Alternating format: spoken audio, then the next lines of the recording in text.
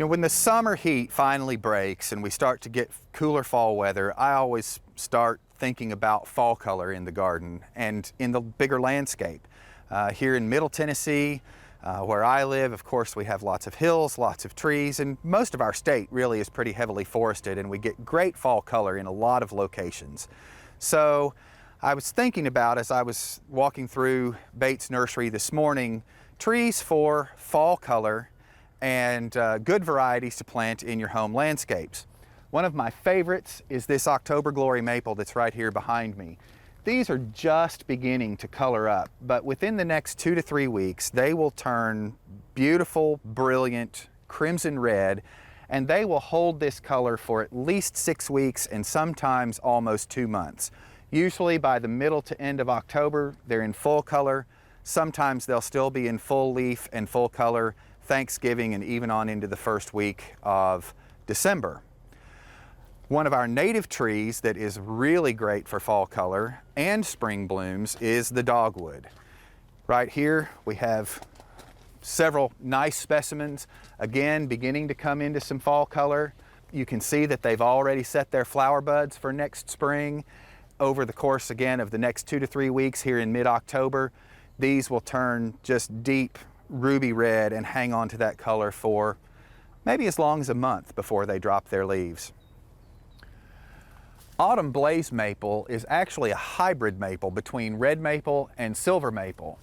And you can see here that it is starting to get its red fall color, but if I turn this leaf over, you'll see the silver backside of the silver maple influence on this.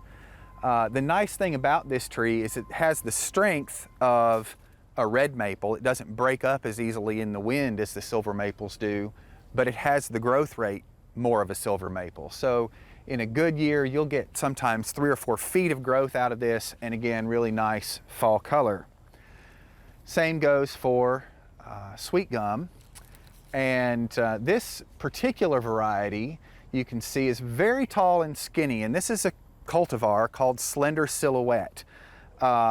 Now, a regular Sweetgum is going to become a large shade tree.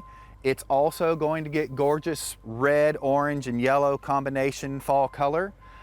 Slender Silhouette will get the same fall color, but if you have a place that's a little bit tighter in the yard, next to a driveway or something, this is a really nice option for a smaller space because it will grow 20 or 30 feet tall and only about 6 to 8 feet wide. It will just be a column of green during the summer and a column of red, orange, and yellow in the fall. Another favorite native of mine is the Blackgum, and this wildfire Blackgum was chosen particularly for its fall color.